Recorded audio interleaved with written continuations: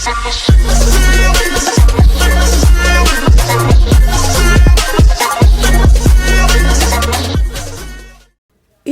cerita bersambung manusia harimau dari Sumatera. Selamat mendengarkan. Memang nasibku dan nasibmu rupanya harus bertempur untuk menentukan siapa di antara kita yang lebih unggul. Lalu, di mana anakku itu? Tanya Erwin. Jangan ragukan keteranganku ini. Aku menyembunyikannya di tempat yang mestinya aman. Ketika aku kembali untuk menjemputnya, dia sudah tidak ada. Tiada bekas. Aku pun tidak tahu, Erwin. Aku tidak malu-malu menyatakan penyesalanku dan aku dalam hal ini mohon maaf. Karena tidak ada maksudku untuk menyakiti kau dan istrimu dengan mempergunakan anakmu. Istrimu dan kau tentu sayang padanya. Mungkin lebih sayang daripada diri sendiri. Semua orang begitu. Aku pun begitu. Aku dapat merasakannya. Erwin percaya, dan kepercayaan ini membuat dia jadi lebih bingung. Di mana anaknya? Siapa yang membawa atau memakannya? Aku punya usul, Erwin. Kalau kau toh mau bertempur, aku bersedia. Kita lakukan nanti setelah anakmu ketemu. Kau carilah, aku juga akan mencari, karena akulah yang paling bertanggung jawab. Aku heran pada caramu bicara. Mengapa kau jadi berubah? Tanya Erwin. Syukurlah kalau kau melihat perubahanku. Aku telah menemukan apa yang hilang dari diriku, Erwin, yaitu harga diri itu sendiri. Selama ini aku telah menjadi serakah dan hendak melaksanakan kehendakku kepada siapa saja. Itulah suatu kesalahan yang akhirnya kutebus dengan menanggung aib dan malu disertai penghinaan yang tiada taranya di dunia ini. Mengapa kau berkata begitu? Siapa yang telah menghina dan membuat aib atas dirimu? Tanya Erwin ingin tahu. Orang yang sama, Komalasari yang kau gilai dan akhirnya mengusir kau. Terus terang Erwin, aku sendiri selalu jahat, tetapi tidak sejahat wanita iblis itu.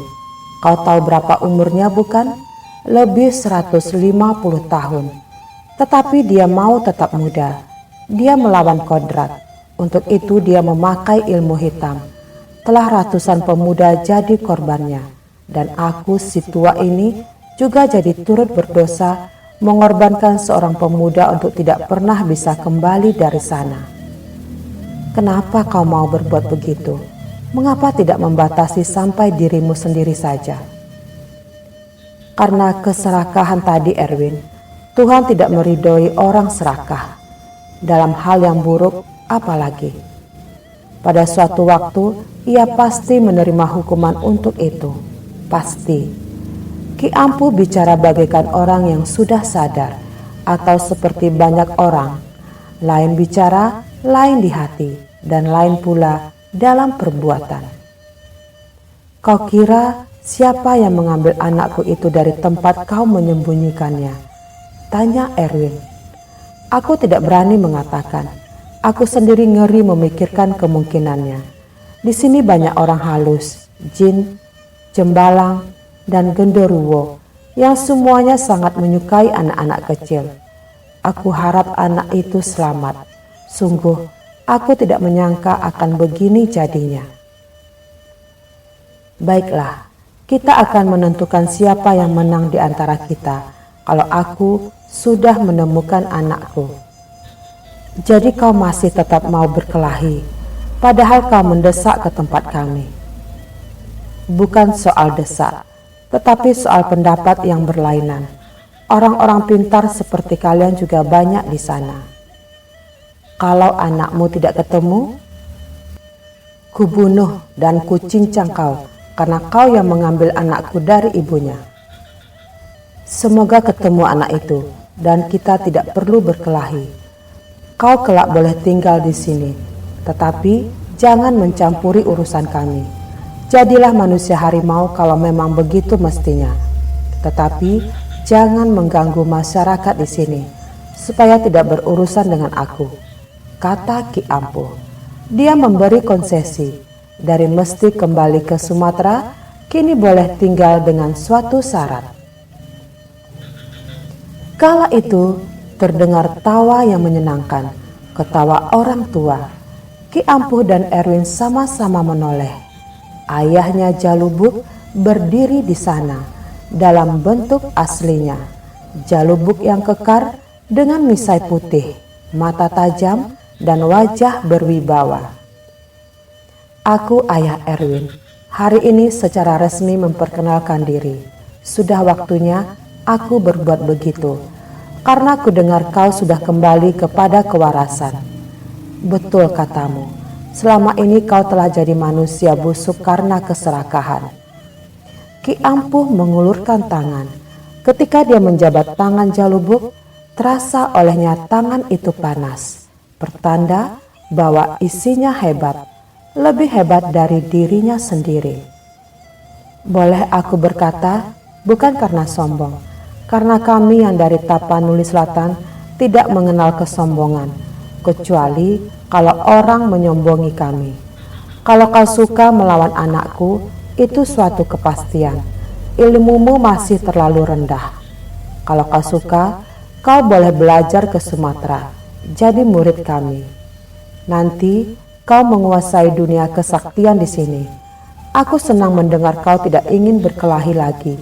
Musuh kalian yang paling besar dan musuh masyarakat pemuda yang amat berbahaya adalah justru Mbah Penasaran atau si Komalasari itu.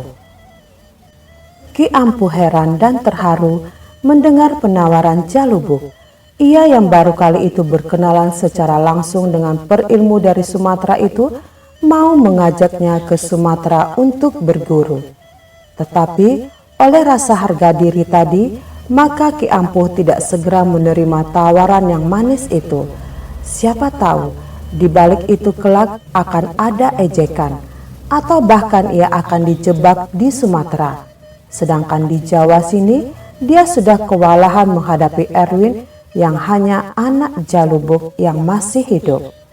Walaupun sekedar sebagai manusia harimau, ayahnya yang sudah tiada tetapi bisa menjelma bagaikan orang hidup, tentu akan jauh lebih hebat daripada Erwin. Lalu Jalubuk berkata, "Apa yang kau pikirkan itu tidak akan pernah kejadian. Kami dari Tapanuli Selatan hanya punya dua ketentuan dalam hidup kami, berkata benar atau bohong. Sebesar-besar bohong yang bisa dipikirkan di atas dunia ini. Kami berbaik dengan seseorang dengan setulus hati, atau kami membenci dan mendendam pada seseorang sampai kami pada suatu saat yang tepat melampiaskan dendam kami atas dirinya."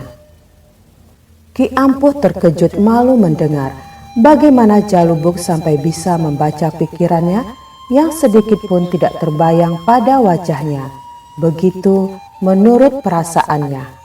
Kata Jalubuk, "Memang apa yang kau pikirkan tidak terbayang pada wajahmu, Ki Ampuh. Tetapi aku dikaruniai dewa atau orang yang lebih sakti daripada aku untuk dapat membaca pikiran siapa saja, yang baik maupun yang jahat. Itulah suatu anugerah. Kau pun pada saatnya akan dapat berbuat begitu.